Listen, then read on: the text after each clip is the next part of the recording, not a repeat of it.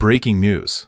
A single phone call between two world leaders has just shattered decades of diplomatic precedent and sent a shockwave through the global order. President Donald Trump, facing a critical shortage for America's energy ambitions, made an unprecedented demand to Canadian Prime Minister Mark Carney. The response wasn't a negotiation. It wasn't a discussion. It was one word that has left the White House reeling and NATO allies in a state of panic. That word was no. And this is not a simple trade dispute. This is Canada, America's most reliable ally, weaponizing its natural resources in a calculated geopolitical strike. The fallout threatens to derail the trillion-dollar AI revolution, spike your energy bills, and permanently redraw the map of global power. Here's the shocking story of how we got here, and why one word just changed everything for weeks. The Trump administration has been in a silent scramble, confronting a vulnerability that threatens its entire economic and security vision. The plan is monumental. A $400 billion push to build 200 new small modular nuclear reactors. This isn't just about electricity. It's about fueling the insatiable power demands of artificial intelligence data centers, securing military bases, and achieving energy independence. But this grand vision has a fatal flaw, one that Trump personally tried to solve with a direct call to Ottawa. The United States produces almost zero domestic uranium. It imports 95% of what it needs. And in a world where key suppliers like Kazakhstan are in Russia's orbit and Russian fuel itself is toxic, America looked north to its closest ally, to Canada, which controls 13% of global production and, more importantly, owns the world's richest deposits. The request, according to sources familiar with the call, was stark. Trump asked for guaranteed, prioritized access to Canadian uranium at favorable rates, fast-track technology sharing, and a commitment that Canada wouldn't sell to competitors like China. He framed it as a matter of mutual security. The response was a silence so deep officials thought the line had gone dead, followed by Prime Minister Carney's flat, uncompromising refusal. No explanations, no counter-offers, just no. In that moment, the entire assumption of the U.S.-Canada relationship, the automatic alignment, the undefended border, the seamless alliance was called into question. The bedrock of North American security showed a massive crack, and Carney didn't stop there. While Washington was still processing the shock, Canada's government was already in motion. They immediately opened high-level negotiations with France, the United Kingdom, Japan, and South Korea. The goal? To lock down long-term uranium supply agreements worth an estimated $80 billion deals that explicitly bypass American companies. This was a deliberate strategic pivot. NATO officials in Brussels, caught completely off guard, began holding emergency meetings. A senior European diplomat was quoted calling it unprecedented dysfunction between the closest allies in the alliance. America's closest partner had not only said no, it had immediately started building a new circle of friends. Leaving the U.S. out in the cold. Why does Canada hold such devastating leverage? The answer lies in the dirt of the Athabasca Basin in Saskatchewan. This isn't ordinary uranium. The ore there is almost incomprehensibly rich, averaging 20% uranium content. To put that in perspective, most global mines extract ore with a concentration between 0.1% and 0.3%. Canadian uranium is, quite literally, up to 200 times more concentrated. It's the gold standard. Cheaper to process, more efficient to use, and producing less waste. Furthermore, Canada isn't just a miner. It's a technological powerhouse with the advanced CANDU reactor system. The U.S. let its own domestic mining industry collapse over decades, operating on the blind faith that allies like Canada would always be there. That faith has now been broken in the most brutal way possible. But this seismic no wasn't born in a vacuum. It's the direct consequence of months, even years, of accumulated contempt from the Trump administration. This is the critical context mainstream reports are missing. Remember the threats of 25% tariffs on Canadian goods? The dismissive comments about Canadian energy? The repeated jokes about Canada becoming the 51st state? From Ottawa's perspective, Washington had spent years treating them not as a sovereign partner, but as a subordinate, a resource colony to be bossed around. Trump's team made a fatal error. They assumed that when the moment came, Canada would have no choice but to comply as it always had.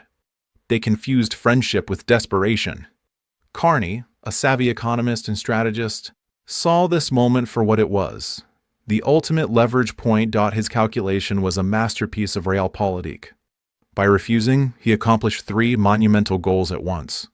First, he reasserted Canadian sovereignty in the most dramatic fashion possible, sending his domestic approval rating soaring by 11 points in days. Second, he created the ultimate bargaining chip for all future negotiations, from tariffs to trade. The message is now clear: you need us more than we need you. Third, and most profound, he repositioned Canada on the world stage. No longer just America's quiet neighbor, but an independent middle power with a critical resource that every major economy desperately wants. France's President Macron was quick to announce a new nuclear partnership with Canada. Carney turned a moment of pressure into a declaration of independence. Now, let's trace the dominoes that are already beginning to fall, because the real pain of this standoff extends far beyond the halls of government. The first and most immediate crisis is in Silicon Valley. The entire artificial intelligence boom, a projected $2 trillion in economic value, is built on a promise of limitless, clean baseload power. Companies like Microsoft, Google, and Amazon have committed hundreds of billions to data centers that require the 24/7 stability only nuclear plants can provide. Behind the scenes, executives are now in panic mode. One senior tech leader called the uranium situation a five-alarm fire for our industry. If new nuclear projects are delayed due to fuel uncertainty, the race with China doesn't just slow down, it faces a catastrophic setback. America's technological crown jewels are suddenly at the mercy of a diplomatic breakdown. Next, feel the impact on Main Street. If nuclear expansion stalls, the U.S. electrical grid will have to rely more heavily on natural gas to meet rising demand. Basic economics dictates what happens next. Prices surge. We're talking about significantly higher home heating and electricity bills for families, and potentially crippling operating cost increases for small manufacturers and energy-intensive businesses. This could erase profit margins, forcing layoffs and closures. Natural gas futures have already jumped nearly 5% as traders price in this exact scenario. This geopolitical spat isn't abstract. It's a direct threat to the economic security of everyday Americans and small business owners. Then, there's national security. The U.S. Navy's fleet of nuclear-powered aircraft carriers and submarines, the backbone of global force projection, depends on a specialized but interconnected industrial base. Major defense contractors like Bechtel and BWX Technologies saw their stock prices drop sharply as investors grasped the new risk. While military uranium is separate, the talent, infrastructure, and supply chain overlap with the civilian sector. The erosion of one weakens the other.